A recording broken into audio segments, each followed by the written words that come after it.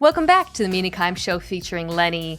Today, we have a very special Power Hour episode that is going to be a little bit different from the last few that I've done because, well, I'm ranking the teams. I am not setting up the teams to be ranked. That honor belongs to my friend, frequent collaborator, the host of the excellent Fantasy Focus podcast. Sometimes you see him on NFL Live. He's everywhere.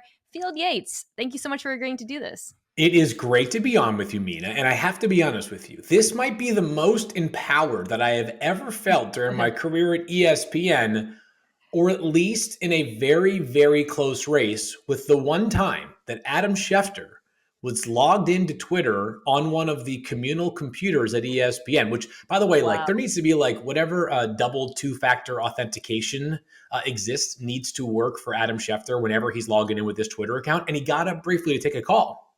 And I was right there, just mere inches away from the power. I mean, that's like 8-figure millions of followers. I could have tweeted anything and it would have gotten incredible engagement. I decided to be the respectful teammate that he deserves all of us to be.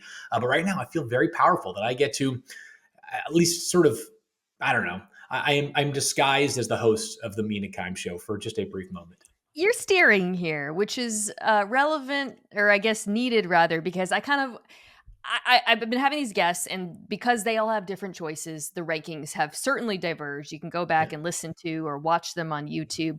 But because I have been picking the teams, there's only so much they can diverge. So I felt like not only did I need it, do we need a shift in the teams being listed, but I also had to kind of be honest and go on the record about how I feel, because the thing about picking the teams, the two teams, is it's a little bit of a cop out because I don't have to say whether or not I think, I don't know, the Colts are better, the Jags or whatever. Now I have to. So you were going to take the wheel here.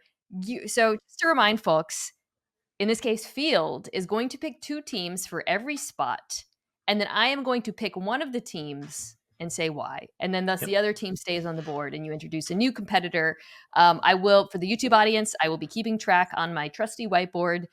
We are going to do all 32 teams. All right, let's do it, Field. I'm ready. I'm excited to hear if you go in a different direction from me that I've gone in every episode thus far for the top two teams in the NFL.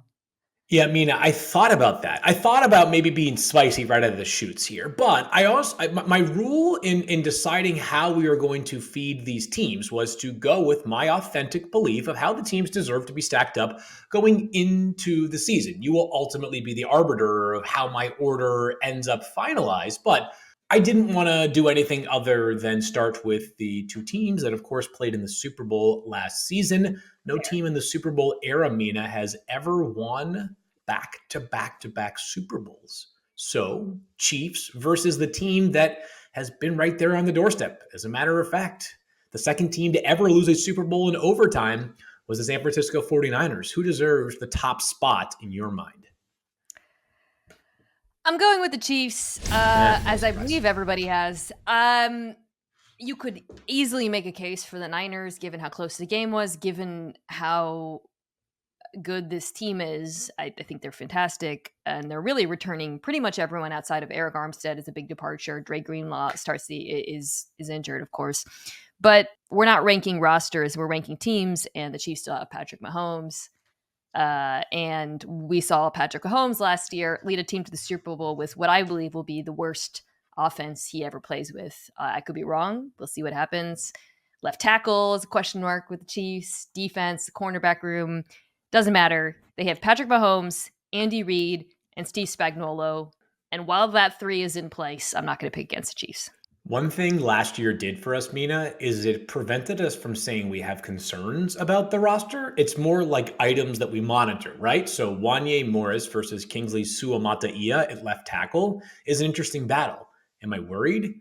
No, because it wasn't like the tackle play was good last year for Kansas City, and they won a second consecutive Super Bowl. So no surprise, you stuck with the Chiefs. All right, so the 49ers still on the board here, of course. And the team that they beat to advance to the Super Bowl was the Lions, who were up 14 points against the 49ers in San Francisco in the NFC Championship game at halftime. Is Dan Campbell, momentum-shifting Lions, ready for yet another step and potentially the number 2 spot in this ranking?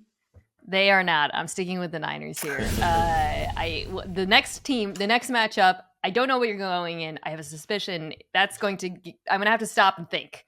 Not Okay. thinking here.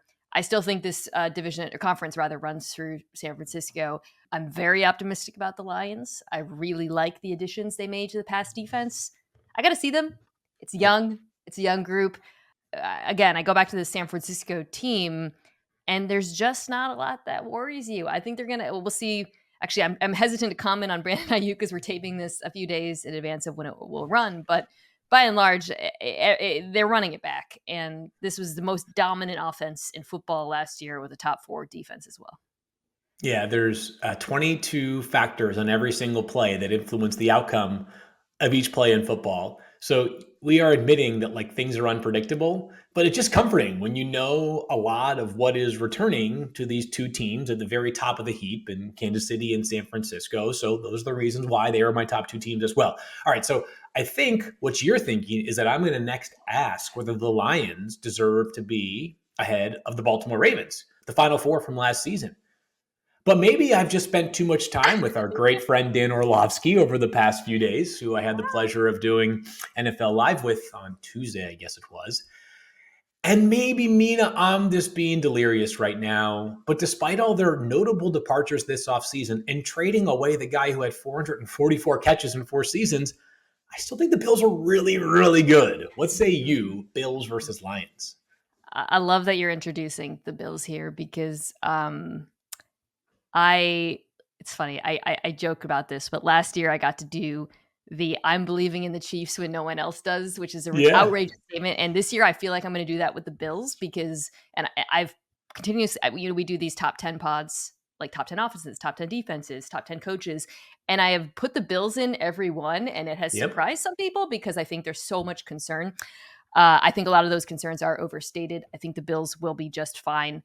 However, I'm not going to pick them here. This to me is a classic better quarterback versus better team debate. Okay. And I Yep. think Jared Goff is a good quarterback, especially in the context that he's in. If that context was changing, I would be worried about the Lions, but it's not. Okay. The offensive line is the best in the NFL. It's even deeper somehow. They Yeah. returned their offensive coordinator. And I do think the pass defense, which I alluded to earlier, will be better.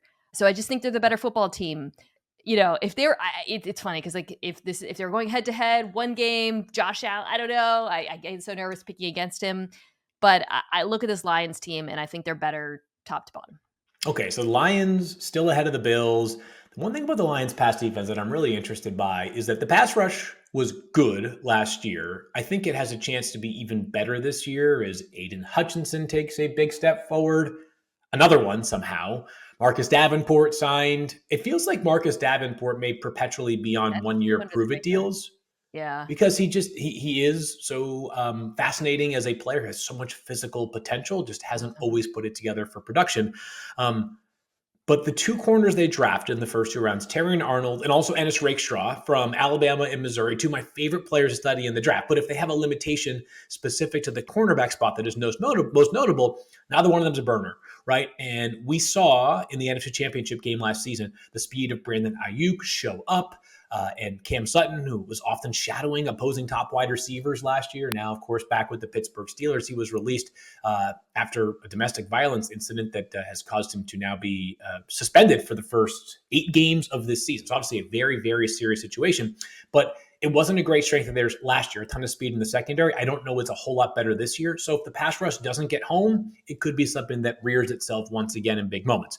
All right, so Bill's still on the board.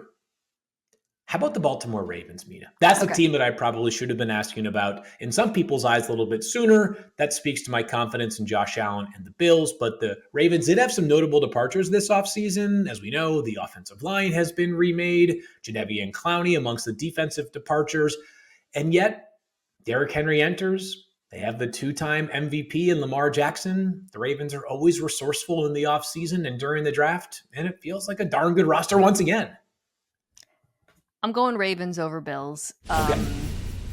And this is not Bills hate. I feel like I've already established that I am very Yeah, confident about the 2 Bills. times saying Um, no, and all of a sudden you hate the I Bills, know. right? Well, the Ravens until last week with Mallory Rubin were falling, so they were upset. But now they can be happy because I've taken them at the first available opportunity. Here's the thing. I think this Ravens defense could take a step back. A lot of departures, and of course, led by the defensive coordinator. But I think the offense could be even better despite the losses on the offensive line for a litany of reasons I'll get into in more depth when I preview the AFC North. But largely because I think that was year one with Todd Monken. It was a pretty radical transformation, and it still looked pretty damn good. I think they'll have the best play action passing attack in the NFL. I think Derrick Henry will have a renaissance running next to Lamar Jackson. So I'm very high on this team, and I expect them to win the division again.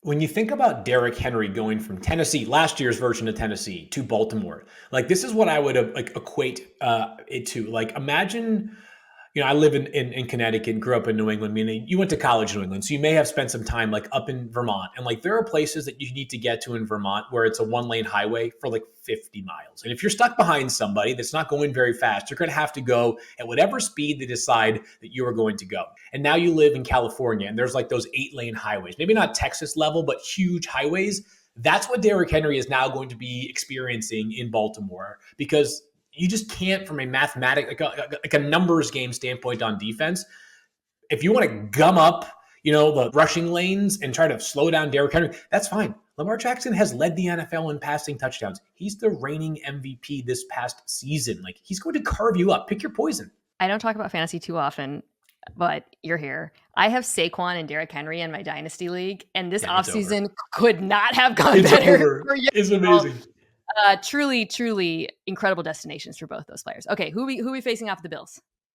So the Bills are going to be facing off next with the Houston Texans. And have a sort of an AFC flavor to this early on, Mina. I thought that CJ Stroud, who spoke the day that you and I are recording this, he spoke about how they have a 5-headed attack on offense. And I was thinking about this and doing NFL Live with Bill Barnwell and Hannah Storm earlier today is like, just imagine how much perception can change in a year. So a year ago at this time, Nico Collins, going into year 3, had 70 total catches and 3 total touchdowns to his name.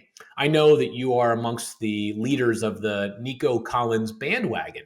The perception of where he is as a player now. They added Stephon Diggs. Tank Dell, a year ago, was a 3rd-round rookie who had some promise, but it was, hey, that's a nice potential slot receiver. CJ Stroud himself, of course, is viewed in an entirely different light, despite the fact that he was the number 2 pick in the draft, which ostensibly suggests stardom is within that player's reach. They have changed so much, though, in terms of the perception on both sides of the ball. I think they have the goods to be a legitimate Super Bowl contender this year. Are you as bullish as I am? I am very bullish on them. And if this was about pure record, I actually might go Houston, just schedule-wise. Yeah. But I think the Bills will stay above them for me. Not because I expect Houston to take a step back necessarily, but because we're talking about a quarterback in Josh Allen who has gone through so much of what CJ Stroud is like about to go through, like different iterations of the offense, different challenges, teams adjusting to your play style, whatever. And I'm really confident in his ability to continue evolving this year. This offense in Buffalo is going to be very different. Talk about that a lot on the show, how they're going to adjust to the loss of Stephon Diggs, the Joe Brady effect, whatnot. But I think the number one thing is like they're going to ask Josh Allen to be a little bit more efficient, working underneath, using his legs more. Those are all things we've seen him do. I'm really confident in his ability to continue to play at a high level. I think this defense was really, really injured last year, and maybe people aren't appreciating that. So the Texans are sexy, but I'm going to stick with Buffalo here, which is probably very high, by the way. I think a lot of people wouldn't have them at 5. I know you introduced them early. Yeah, as you can tell, I'm quite in on the Bills. I saw the betting odds today. I think it seems like Buffalo is viewed as just a slight favorite in the AFC East. It's a good division. 3 out of 4 teams, I think, legitimately believe they can play in the Super Bowl this season.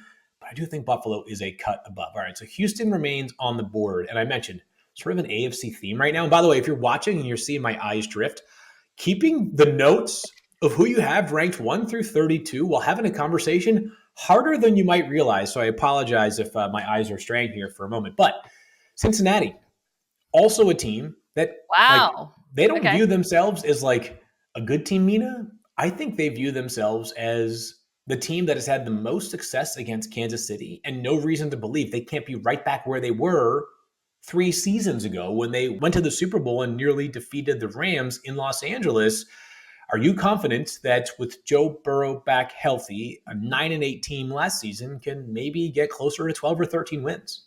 Now I'm going Texans here over Okay, this was Bengals. straightforward. Yeah, it's I think the Bengals offense will be really good, Yep. and there's really no reason not to be. T. Higgins is going to play. They don't appear to be trading him. Offensive line is good. They added to it even in the draft. I just the struggles I saw on defense last year really concern me. I know that they made some additions in the secondary, but I do think that at best, this is probably an average defense at best, even with the great Lou Anarumo calling the shots. Whereas Houston, I think, has a top 10 unit on both sides of the ball. I'm really interested to see what happens. Cincinnati is going to have to continue to make difficult decisions with their roster. It's part of the reason why the T. Higgins situation unfolded in the way that it did. It has to draw a line. But a couple of years ago, they saw a big defensive defection, specifically Jesse Bates and Von Bell both leaving. Von is now back after a year in Carolina. But that year they drafted, they've made a couple of picks over the past few years that have borne some fruit, but need to bear a whole lot more. So Dax Hill, sort of a hybrid corner safety, will play an even more prominent role going into his third season. Myles Murphy is a player that I feel like has been discussed minimally for a guy who's a Yeah. first round pick a year ago out of Clemson. I can't wait to see whether he makes any sort of impact this year, because while they do have, good top level rush talent, they've got Trey Hendrickson, an established star, Sam Hubbard, just a consistently underrated player amongst those rush players. Myles Murphy giving them an extra pass rush boost might change the perception of this They defense need just it. a little bit. I They think do, yeah. they need some of those younger players to really show up. All right, so since he's still on the board, Green Bay, a team that I know you feel very strongly about this year. You've talked about some of the individual players that impress you so much. It's a new scheme defensively under Jeff Hafley, the former Boston College head coach. He's going to throw some wacky pressures together. If you can run and you can play man coverage, you've got a chance to be a corner for Jeff Hafley. What do you think about how the Packers stack up against Cincy? I'm going Packers Oh, over Bengals. ooh, I'm so I high like on the when you. Packers, man. I just love I that like is kind of the story of the offseason for me Yeah, is love. yeah, Texans Packers have been going head to head, back to back. I do feel like they're each other's kind of mirror image. I actually, if I had to choose between the Texans and the Packers, I think I would probably lean Texans a little bit higher because I think their defense is a little farther along and I have a little bit more confidence in them, especially with the coaching continuity. But I think this Packers offense is going to absolutely go yeah. this year. I love them. Rewatching them on tape, I found even more to love. I think that there's the young talent is so good. To get a full season of Luke Musgrave is going to be really big as well for them. I think Jordan Love, the guy we saw in the second half of the season, is who we're going to see for most of the season this year. And the defense just it's actually kind of similar to Cincinnati. Like they just kind of need to be average, really. And I think they have the potential to be better than that. Brian Gutekunst is maybe on the biggest heater of any GM that hasn't yet won a Super Bowl as a GM. Mm, But all the things that people often criticize for, like some of the things that are just stigma is kind of a weird term to discuss about teams like draft patterns, but they never take first round wide receivers, and the idea of taking a quarterback when you had a MVP level player in Aaron Rodgers, but like Jordan Love will soon be, I think, the highest paid quarterback ever, Mina. And all of their like non first round picks amongst wide receivers and tight ends look like studs. Tucker Kraft in the same absolutely. draft as Luke Musgrave, who you just mentioned, Romeo Dobbs, and Christian Watson was great when he was healthy as a rookie. And I know you've talked about Dontavian Wicks, such an interesting, compelling, promising player. They just do smart things in Green Bay. Jaden Reed, who I didn't even mention yet. So if you get drafted by the Packers, you immediately go stock up in my book. All right, so Cincy still on the board. Apparently, I'm a bit too optimistic on them. Philadelphia versus Cincinnati. Eagles, what a weird team to rank right now, Mina. What do you make of this squad? You know what? This might surprise people Okay. because I have been, I think, in my past few rankings, a little bit higher in Philadelphia, but I'm going to take the Bengals here. Okay. Um, I've had so much trouble ranking the Cowboys and Eagles and putting them against Yep. each other and whatnot. And I think what's hard with Philadelphia is so much hinges on these two coordinator hires, right? Yeah. Because not only and some young players in the back end, but you're really counting on Kellen Moore there as their offensive coordinator and Vic Fangio on defense to make some pretty dramatic improvements from what we saw last year. And I think it's totally plausible. But I'm going to reward Cincinnati for having the incumbents in play. And Zach Taylor, obviously they lost Brian Callahan, but Taylor's play caller, and then Lou Anarumo. So I'm going to go with Cincinnati. I think this offense will be very good. And it just feels a little bit more proven. So you mentioned that it's been really hard all season, or all off season, I should say, to pick between the Cowboys and the Eagles. So I'm going to make you pick between the Cowboys and the Eagles right now because I have the Cowboys next up on the This is board. fair. I don't know. It gave me agony, so Okay. it has to give you agony as well. It has given me so much agony, and I've gone back and forth on this several times. Yeah. And I'm going to go, it's so, because I had Dave Hellman, who covers the Cowboys very closely, and he was Yeah. higher on the Eagles, and that really screwed with me. I'm going to go Cowboys, though. It's close. It's really, really close. I understand the vibes are awful in Dallas. There's, there's issues there, questions on the offensive line. However, if they're getting players back, I do think this defense is going to be good. Maybe they're not as good as they were last year. I think they're going to be better than Philadelphia's, though. I do. All right. I truly believe that. So Philly stays on the board. The Browns general manager is Andrew Berry. He came from right. Philadelphia, and a lot of what he does has some very Howie Roseman type approaches to it, right? Specific to the cap and being under, they go very young with draft capital, and they are very resourceful with their draft capital as well. Eagles, Browns, who you taking? Okay, so this is for 10th overall. Yeah. This is pretty early for the Browns. Mina, we say it every year though, right? Like the roster besides the quarterback is top what, really 3, 4, 5? And so here are the things that I feel great about with Cleveland is the roster is exceptional.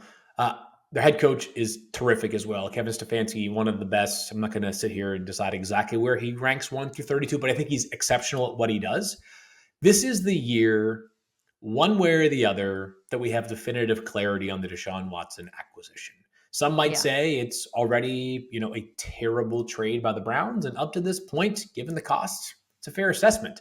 But this is the year that he has to either turn it around or this offseason, despite the fact that he has 2 more fully guaranteed years beyond this year, the Browns are going to have to pivot because there's just only so many years you have with Myles Garrett at the peak of his powers and Denzel Ward and some of the players along the offensive line that are going to be or already in their 30s. So to me, this is the make or break year for Deshaun as the starting quarterback for the Browns. Maybe I'm too optimistic, it sounds like. No, I'm looking actually at my rankings I've been working off of, and I had like a cluster of 4 teams that the Browns are in. 2 teams in the AFC East. Maybe you'll get to shortly. Okay. I'm going to go Eagles here over Browns, though. I know I expressed some uncertainty about the coordinator changes, but there's just so much talent still, particularly on offense. I mean, just an all-star team in terms of the skill players. And I do think we're going to see a better version of Jalen Hurts than we saw in the second half of last season, particularly because he's probably going to be healthier. Yeah, I have a feeling that we have the same 4 teams in that cluster that you were referencing because the next one does come from the AFC East, perhaps the next 2. Browns, Jets, 2 teams who defensively, they're going to be excellent. Offensively, the question mark is surrounding the performance of the quarterback for the Jets. If Aaron Rodgers is healthy, we're not worried about that. But 40 coming off an Achilles tear, offensive line that has been unsteady, but now remade. Who are you taking? I'm taking the Jets here. All right. I don't feel great about it. And it's funny because in some ways, my case for the Jets is the identical case to what you would make for the Browns, which is elite defense. You just need average quarterback play. And you could say that for either team. The reason, though, that I'm going with the Jets is while there are very, very, very, very justifiable questions about both of these quarterbacks, including injuries, by the way, because Watson has been extremely injured as well. Yeah, I do think it's more likely that we will see upper tier play from Rodgers, just because who knows? It's a question mark. So it's been a lot. It's been a lot shorter of a period of time since we between saw it. Yeah. yeah, as compared to Deshaun Watson, right? I mean, that hasn't Sorta. happened Yeah. for more Yeah. than like a game It's or a half at close. a time. Yeah, it's been a while. Yeah, yeah, and I did really, really like their approach to the offseason, so All right, so we'll stay in the AFC East then. Browns still on the board. Dolphins, who I'd be curious if I had asked you Dolphins before the Jets, how you'd break the tie between those two. yeah, I actually have really struggled to break the tie between those 2. I'm gonna stick with the AFC East. I know the Browns are falling, but I'm Yep. gonna go Dolphins here. Well, this is the cluster, right? It is the cluster. I think with the Dolphins, we just think about our last impression Yep. rather than, like, the entire season, and what we saw from the entire season suggests that this offense is still going to be extremely good, whether or not they're extremely good come January or whatever, and whether or not they're in a position where they have to play in those conditions is another question. But this power rankings is not a playoff power rankings; it's an entire team power rankings. And I do really like this defense. I am worried about the pass rushers with those injuries, Bradley Chubb and Jalen Phillips, and when they'll come back. But Field, I think otherwise, I actually like a lot of the veteran additions they made on that side of the ball. Yeah, I'm with you. And by the way, it sounds like Bradley Chubb could miss like the first 4 to 6 games of the season. Mm, Jalen Phillips coming off an Achilles tear. So Chop Robinson, a guy who has immense talent, just didn't put it together at the collegiate level, like a dozen sacks career during his time at yeah. Maryland and then Penn State. But the upside is so great. They're going to need that upside to hit sooner than later. Is the final team in your cluster, and just last note on Miami, this is not like an opinion. It's a matter of fact. They have to beat more good teams. They just do. They have had this tendency to, clobber the bad teams and then just beat their match against the good I teams. saw the coach was like McDaniel, who I like a lot, but he was Yeah. like, he called it a narrative, and I was like, well, it's not No, a it's not a it's narrative. just Yeah. factual. I Yeah. mean, I get, yeah, I mean, I believe, I'm going to see if I can pull this. I know last year, like they beat Dallas, and that might have been their only win against a team that had a winning record last season. mm, Their only one. So, a lot of the wins were, piling up 70 points against Denver or, clobbering the Patriots or mm, something like that. All right. So, is it possible the fourth team in your cluster was the Rams? yeah. Okay. So, our brains are apparently more jointed than we realized. Rams versus Browns. This is a fun one. It is a fun one. Yeah. It's the way I view this matchup is elite offense versus elite defense. Yep. I'm gonna go with the Browns here and stop their fall. Okay. It's very likely the Rams defense approaches average and the Browns offense approaches average. Okay. But the way I look at it is the Browns offense question is really just about the quarterback, right? Yeah. Because even like the skill players, I think Amari Cooper's so underrated. Offensive line is obviously very good. Whereas with the Rams defense, there's questions at every level. Obviously, you're losing the best defensive player of all time. But I would say it's obviously very young, but it's a depth chart that has some questions, led by a new defensive play caller, by the way, Chris Schuler. Yep. Yep. And by the way, the Rams have had a ton of success in recent seasons, and I thought last year especially on nailing guys that were on call, basically like veteran minimum type deals, to steal an NBA That's term. true. Yeah. Is that sustainable, or is that the kind of thing that like some years you hit and Yeah. some years you don't?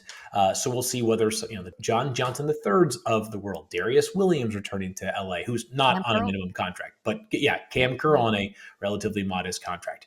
Okay, so I actually felt like Mina. It's not like the first 14 teams to me felt almost like the big tier of like these are the Yeah. teams that I think should Same. be in the playoffs if things go as Yeah. expected this year, which would mean all 14 playoff spots are accounted for. It's not going to work out that way because it never does.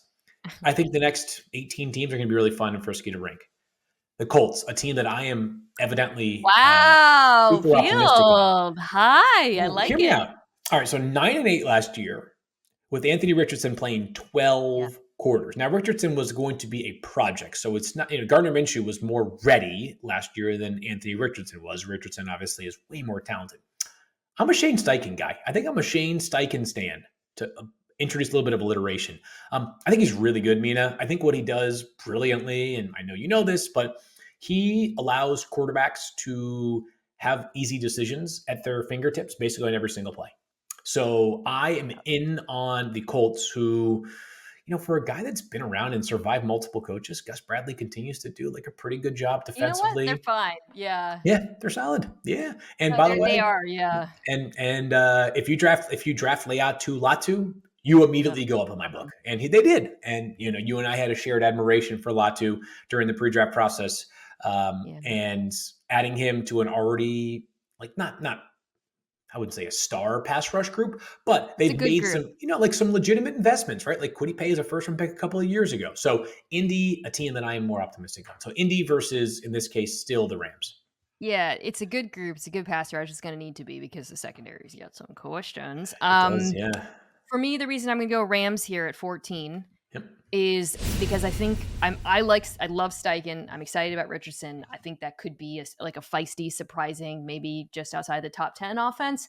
The Rams, if Matthew Stafford is healthy, I believe are like a top 5-3 offense. I had them 2, which kind of blew people's mind on my offense rankings. So that'll be the Rams, just because I expect that to be an absolutely elite unit. Yeah, they're going to be really good offensively. Cooper Cup healthy with Puka Nacua is very scary. All right, so again, things get wide open right now, and I've thought about a lot of different Yes, factors. Yeah, this is it crazy. gets Yeah, fun here. the middle, we're at 15. This is you go in any direction. You and I both know the Falcons played great defense last year. Mm. You and I also both know that like they've got all the pieces in place except for a quarterback on offense, and now they have 2 quarterbacks who are both really talented. The Falcons are 15 for me. Too high? Falcons versus This Colts? this is this is I okay, so I have like about 6 teams right now in this cluster, including Okay. both the Falcons and the Colts. All right, so I've 2 gone for back 2. and forth on it, and this is not to remind folks, we're not doing record, because I think if we were doing record, we would the NFC South gets a bump. You don't get the NFC South bump in this. Right. It is purely like and this is tough for me because I don't think this Falcons defense is good. I think the Colts defense will be better. I think the Falcons offense will be slightly better. So it's kind of like an upside versus proven commodity. I'm gonna go Falcons here, but it's very close. Colts fans, sorry. Um, I So am just very you don't think the optimistic about Falcons that have a good defense? Did you think that last year they played poorly, or like you felt like last year maybe they like talent maximized relative to I what they think they had, and talent so it looked better? maximized Okay. last year. I Yeah. do like their secondary, obviously Jesse Bates is fantastic. I just don't know who's rushing the passer here. Yeah. I But mean, I they just picked them because I do think this offense could be good, even though could there's have some been question Leatu marks. Latu, but that's neither here nor there. Boy, boy. Anyway, Yeah. all right. So Okay. the Colts still on the Midpoint. board here. Yes. The Jaguars, they're division mates Yeah. in the mix as well. 8-2 at one No. point last season. I mean, 8-3 maybe. They go to London. They get the Dan Orlovsky call on the broadcast, and the season is a house of cards. What happened to them then, and what's going to happen to them now? I'm taking the Jags, and this is Yeah. not a popular pick. I've heard a lot of people talk about this division. We just talked about them. It seems like people are higher on the Colts. I think after going back and like kind of looking at the Jags and thinking about them, I think there's a lot of things that will regress. A lot of drops, total lack of a run game, really bad in short yardage. And I think some of those things can reverse with the additions they made, particularly a wide receiver. And by the way, they hired the defensive coordinator for the Atlanta Falcons, who I did think maximized the talent on that roster. I think this Jaguars defense is more talented than Atlanta, and he'll get a lot more out of them. Yeah. Ryan Nielsen now in Jacksonville. So I said this on NFL Live, and it was interesting, Mina. Obviously, that show is full of smart discourse. And I said the Jaguars' biggest adjustment this year needs to be the play better adjustment. To the point that you just brought up, right? I mean, drops, Just stupid pre-snap stuff. penalties, right? Things that just are inexplicable, fumbles, things like that. And I know that, like, So again, many fumbles. people want higher level thoughts than that, but like I think we see this No, you're more in right. the NBA than we do in the NFL. Only 5 players on like shooting variants. If you shoot better, you're gonna look like a lot better team. Anyways, if the Jaguars play better, Mina, they're gonna be good. They're 8-3 last year. They were the toast of the town in the AFC. Then they go across the pond, and it all falls apart. So Jacksonville still ahead of the Colts. Means the Colts are still on the board. Like AFC halfway. South versus NFC South. We're halfway through. Buccaneers, Tampa Bay Buccaneers, quietly impressive. No, not quietly. They I made the know. playoffs. I guess they're not Yeah. that quietly impressive, but they kind of brought the band back together. I'm Colts, taking okay. the Colts, stopping their fall. I do think that the Bucks are going to be once again in contention to win the NFC South, no doubt. Yep. But I do worry a little bit about the inconsistent play from Baker Mayfield. The Yeah. loss of the coordinator is an issue. Defensively, they haven't, like, up front, they still haven't really landed on their next pass rusher. Shaq Mhm. Barrett's gone now. I Yeah. liked Kalijah Kancey last year. Just some issues on that side of the ball. Whereas I think with the Colts, the Colts have things that are like you can get really excited about the upside, like that pass rush or Anthony Yeah. Richardson and Steichen. And just for me, if that upside hits, if AD Mitchell is the guy, for example, that we think it could be, this could be a really, really good offense. So you mentioned the pass rush. The Bucks used a second round pick late with on Chris Braswell from Alabama, who's going to end up playing the league for like 10 years. He's such a gnarly edge. Like he's going to just do the right thing at the right time. Not like this explosive game changing pass rusher that I saw on tape during his time at Alabama, but he was kind of a late, sort of a late arriver for a guy that was a 5-star. So perhaps there's even more to his game. All right. So Bucks still on the board. One of my favorite up and coming teams, the Bears. Caleb Williams, the hype train has left the building. The contract ink is dry. Mina, am I in over my skis with my Bears optimism? No, I'm taking the Bears here. Fun, right? Yeah, I'm just excited to see it. I'm just excited to see this offense. I'm buying all of the additions. I've talked about how much I love this wide receiver group, how much I love it for the development of Caleb Williams. I do think Shane Waldron is a good play caller. I've talked a little bit about the fact that I do think the Bears defense might regress a little bit field, which is why I'm kind of pumping the brakes on Bears playoffs a little bit. Okay. We'll see. But I think this offense has the potential to be really, really explosive and fun. If I had to make an out of nowhere call for an all pro, like first team all pro player, it'd be Montez Sweat. He's just gonna feast. Like Good player. he's a really good player, he's underrated, and they've got like a lot of the pieces in place for like, marriage between the pass rush and the secondary is never talked about enough. I just feel like if he has 18 sacks at the end of this year, not going to surprise me one bit at all. All right, so the Bears ahead of the Buccaneers are still on the board. You mentioned earlier how you had the Steelers at like 21 or something when you were doing a list previously. This is the 20th team that I mentioned, so we're still in the same category here. Steelers, Bucks. I'm gonna go Steelers here. I'm gonna go Steelers. So I had the Steelers in my top 10 defenses pod. I'd be very shocked if they're not a top 10 defense. And to echo kind of the same wording I used talking about the Browns and the Jets, if the offense is just average, this is a team that was knocking on the door of they were in the playoffs. They were again somehow. Completely memory hold that game, by the way, with absolutely atrocious quarterback play. So you just got to get something out of either Justin Fields or Russell Wilson. I think Arthur Smith was a really good hire. I really like a lot of the things that they've done this offseason. So I'm going to go Pittsburgh. Well, you and I shared an admiration for Leatu Latu in the pre-draft process. We shared something greater than an admiration for Troy Fautanu, one of the great Huskies of all time. And the Steelers taking him at number 20 overall was one of my favorite picks in the draft. All right, so the Bucs still on the board. Offensive line is really good. I mean, they should be based off the investments, if nothing else, right? I mean, we're talking about first-round pedigree, like kind of all over the board there, or at least a lot of recent first-round investments, I should say. Bucs, Saints, perhaps going to compete for the NFC South title with Atlanta this year. New Orleans, a tricky team for me to figure out. What do you say? Okay, I'll go Bucs here. I'll stop the Bucs fall over the Saints. Yeah. I mean, it's funny. I just we get the great FTN Almanac, which I really recommend folks, where they go team by team. And I was looking at the win totals, and they're higher on the Saints than I would have expected. And then I thought about it. I thought, no, I get it. Division, obviously, schedule, very easy schedule.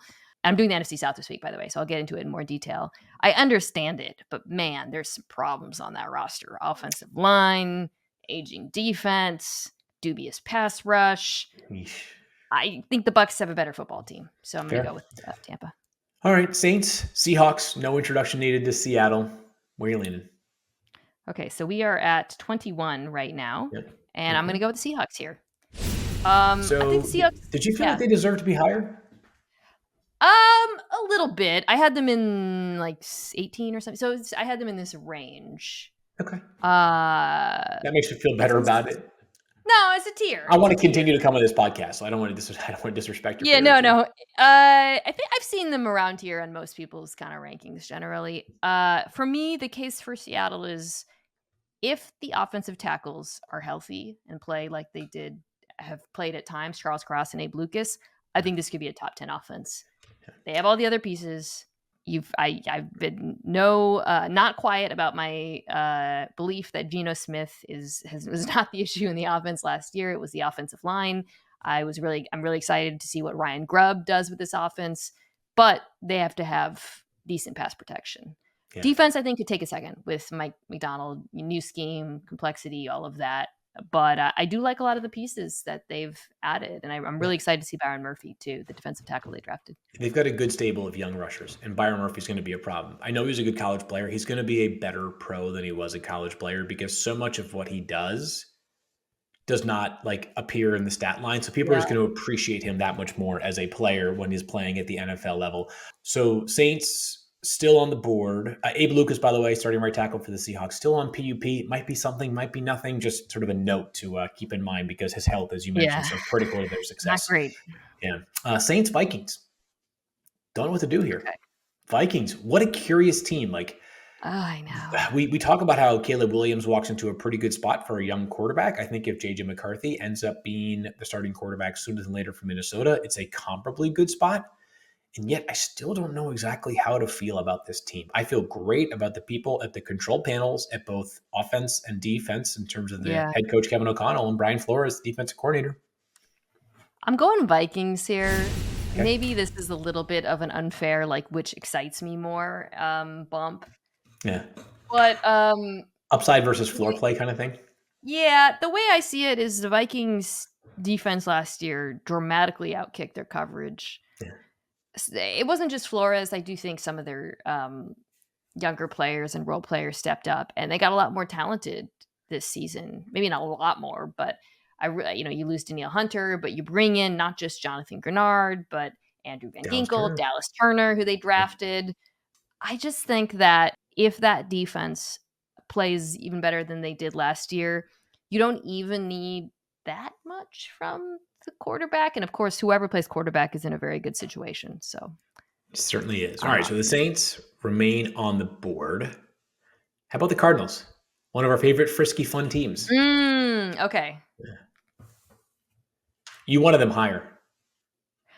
No, this is exactly where I had them. Okay. You had the Saints. I had the Saints way later, to be blunt. All right. And Yeah, it would appear. but this is a true like exciting versus because on its face, Totally. yeah, because the Cardinals are fun and they're interesting and they're weird.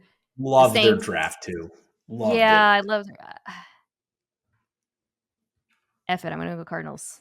Okay. Again, you mentioned to remind people this is not about record, right? Because the Cardinals, just by dint of playing in the NFC West, might have Yeah, a they're worse gonna have a record. worse record. Yeah, they had the best run game in football in the second half of last They're season. crazy. And they added our guy, Trey Benson. God, we've hit like a few of our draft crushes already here.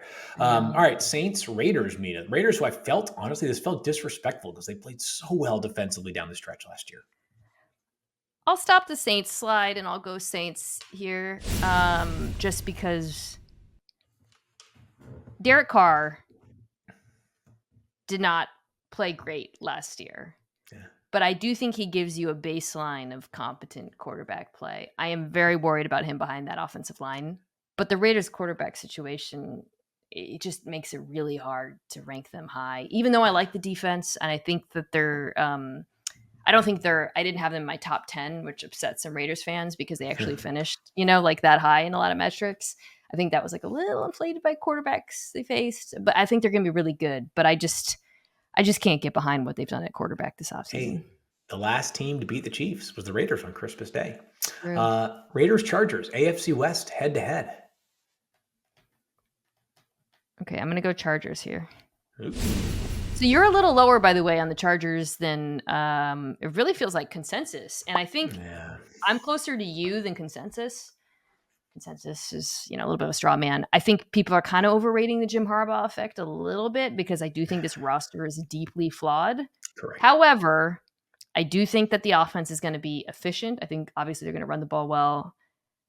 Defense is where I'm skeptical about the Chargers. I think it's going to take some time. There's just so many holes on that side of the ball. Completely. But I do think offense is going to be interesting. I mean, Mina, they had to restructure contracts with Khalil Mack and Joey Bosa, like a sign of where they viewed those players at this juncture of their career. So Jim Harbaugh is going to find a way with this team if history is any indicator.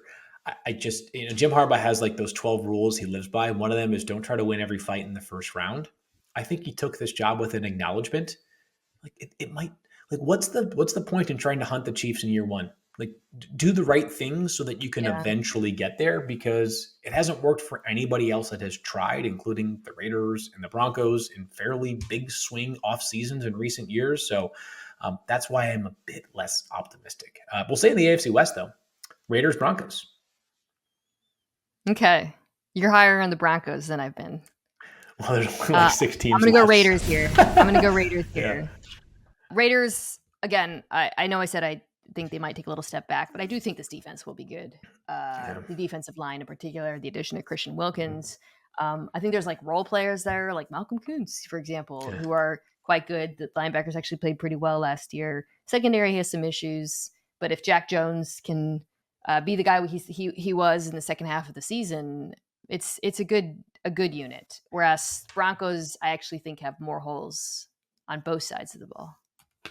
The Broncos are such an interesting one because they've invested so big in so many players. They've got these massive contracts on their books at so many different spots, and yet they're this low in our rankings. All right, Broncos, Titans. The Titans might be the most like emoji team in the entire NFL. I don't have no idea what to make of them. None. And partly I'm going because, yeah. Titans. Yeah. No, explain. Go on, because this is I how mean, I feel it's too. Will Levis, pride of not just a Massachusetts kid where I'm from as well, but played his high school ball at Middletown, at Xavier High School, which is in Middletown, Connecticut, where I went to college, where Wesleyan is, Mina. Like, he played in my backyard. I wanted him to come to Wesleyan, although he was clearly much more accomplished than that, to go to Penn State and then Kentucky. There were some bright moments last year. He, at his very best, has some extremely obvious traits that are NFL level traits, but I don't have a great feel for what he is. I do believe he's got the right tutor in Brian Callahan, a team that went big game hunting this offseason. So, yes, they want to win sooner than later. I just don't know if they've got all the right That's pieces what's in so place to do that. confusing Yeah. about this team. Like the additions that they've made are those the kind of additions you make when you want to win and when you believe in your quarterback, whether it's signing Calvin Ridley to a big contract, trading for Who's like L'Jarius 29 already, Sneed. by the way. Yeah. Yeah. So I have questions about roster construction and upside, but the addition of those players to me sets a floor for Okay. this team. And I still like the defensive line. Our guy Harold Landry played really well last year, Right. coming back from injury. You got Jeff Simmons, who I think is going to be further removed from being hurt as well. So I'll go Titans here over Broncos. Okay. All right. So, Broncos still on the board. Broncos, Patriots. I'm going Patriots. I've talked about this. I'm higher on the Patriots than Vegas, which has 4.5 wins, which is crazy to me given the fact that this defense was the most injured defense in the NFL last year, and they still finished as a top 5 metric. Yeah. And you bring back Matthew Judon, Christian Gonzalez comes back. I understand that the loss of Bill Belichick is huge. It's still going to be a good defense. I'm just telling you, they're still going to be good. And on offense, I am very worried about this offensive line, but I do think that there are enough pieces in play to get competent performance out of either Jacoby Brissett or Drake May. Yeah, and we talked about Drake so much during the pre-draft process. I landed on Jaden slightly ahead of Drake. But Drake playing in kind of a mess of an offense, Mina, is going to produce some absolutely incredible moments because he's That's so absurd. absurdly innovative and talented. He might throw like a 50-yard left-handed touchdown pass this year. It's possible. I have not eliminated that from like my various outcomes for the Patriots this year. All right, so the Patriots had the Broncos. Broncos Giants. Okay, now we're getting hard. I It's know. getting tricky Four because we're teams down to the left. final four. Yeah, Yeah. this is tricky. Broncos, Giants. The Giants are I'm going to be gonna good go on defense. Giants. Yeah. Precisely because of that. We talked Yeah. about in the NFC East pod. I think this pass rush absolutely slaps, Yeah. and I do It think that does. there. While I am a known Daniel Jones skeptic in some ways, I do think the situation is better there. Yeah, and I just can't do it with the Broncos, man. I'm a Brian Dayball believer too. I know last year was bad, but I'm a big fan of. I think he has like real. I think he's like a coaching edge often. He's just an excellent offensive coach. All right, Broncos, Commanders. Commanders. I had a very hard time placing them as well. I mean, it wasn't going to be a whole lot higher than this, Mina, but there are some things that they have done and are doing that I think are really positive. I thought they made like a lot of like nice, sort of like double level signings in free agency, right? Like a Dorrance Armstrong, right? Like that's not going to be the kind of guy that leads the NFL in sacks, but like he's a solid starting level player. All right, so two rookie quarterbacks, Jane Yeah. Daniels versus Bo Nix. It's an interesting debate over who's in the better situation because Daniels, you get McLaurin, you Yeah. better receiving group, I would Yep. say, top to bottom. I like the Austin Eckler signing, what that does for pass protection. I think whereas Bo Nix, you have play calling edge with Sean Payton, and I think that offensive line is better. So that's kind of a wash. Defensively, I'm not super high on either of these defenses. Mm-hmm. I think both have a few studs. Washington defensive tackle, Commanders you have or Broncos you have like Sertan. Yep. Obviously, I'm gonna go Commanders here, and that's just a bet on Daniels, honestly. Yeah. Jonathan Allen takes the cake over Pat Surtain the second. All right, so we're down to our final two here, Mina. Broncos Yeah. still on the board versus the Panthers. Okay, I'll reveal them both. I wish I could surprise, but this has been the final result of every power rankings we've done is at the Panthers in the I bottom. know. I And know. I'm It's going to say tough. the same thing that I've said when my guests arrive at the same conclusion, which is that's not even about Bryce Young. Yeah. Holy smokes, this defensive depth chart. They've lost so many players on that side of the ball. I do think Ejiro Evero is a really good coach, and I would be surprised if they play a little bit above what we expect. But it's just a very, very lackluster team right now. So, I do think I do like what they did though around Bryce. We're going to talk about that in detail this week. Okay. I think they made some So good. a couple of years ago, and this was prior to CJ Stroud, so we maybe were a little bit too ahead of the curve, but you and I apparently became popular on Texans Twitter because we said nice things about some of the process things that they were doing, right? And Carolina has a lot of work to do still defensively, but I think that this year enables them to have a credible evaluation of Bryce Young, whereas last year they Yeah, did not. I don't think agree. that they don't have Justin Jefferson, but to throw to Deontay Johnson and Adam Thielen and Xavier Leggett with investing, about $150 million in the interior of the offensive line this year, it's not the best. This is not, it's not like he got transported to San Francisco or something, but it's a good enough surrounding system for Bryce Young that at the end of the year, Carolina can say we're on the right track, or we might have to reset at quarterback. It's way too soon for me to think that Bryce Young can't play in the NFL, but I'm glad that the Panthers took the right steps to get that evaluation this year rather than let Yeah. it fester even further. The investment in the interior of the offensive line strikes me as very significant in that regard. I'm going to read Yeah. you the final list, and I'm Yeah. going to do the same thing. I want you to tell me which fan base you think is going to be the angriest. Are you Oh, ready? I can't. Yep. Okay, this is my rankings, not Fields, guys. So whoever's angry, you could take it out on me. Don't do that, people. Chiefs, Niners, Chiefs, Niners, Lions, Ravens, Bills, Okay. Texans, Packers, Bengals, Cowboys, Eagles are our top 10. Yep. Jets, Dolphins, Browns, Rams, Falcons, Jags, Colts, Bears, Steelers, Bucks are the next 10. Mm-hmm. Seahawks, Vikings, Cardinals, Saints, Chargers, Raiders, Titans, Patriots, Giants, Commanders, Broncos, and Panthers round out the list. Yeah, I think there are two that stand out to me. It's the Steelers and the Saints because the Steelers fans, they're going to point to the no losing record for 18 years with Mike Tomlin. We make the playoffs, we find a way, and the Saints fans are going to say, just need to be more optimistic. I think it's a fair list, though, Mina. I don't know. Is it such a crazy take for me to say that? I largely agree. I feel like the biggest difference for us was probably the Saints. It seems like. Colts, Um, too. I kept pushing the Colts down. You had Yep, them the very Colts. high, Yeah, but which I I don't know. like. Yeah, Anyway, yeah, yeah.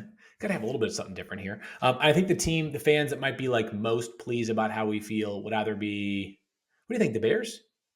Bears, I mean, we're clearly higher on the Bills than I Yeah, think a that's true. lot of the commentary at right now. Even putting them at 5th is pretty high. Yeah, I think this is a fair list. Yeah, I mean, Yeah. shoot. All right. It would be the wrong thing for us to say that it wasn't a fair list right now. I've That's also true. seen Mina put down 50 wings in one sitting, so she would fit in naturally in Bills Mafia. That's not true, but Thank you. Thank you, Field, for doing this. And thank you, as always, for being a guest on the show. You guys can check out Field pretty much everywhere, but of course, in the Great Fantasy Focus football podcast.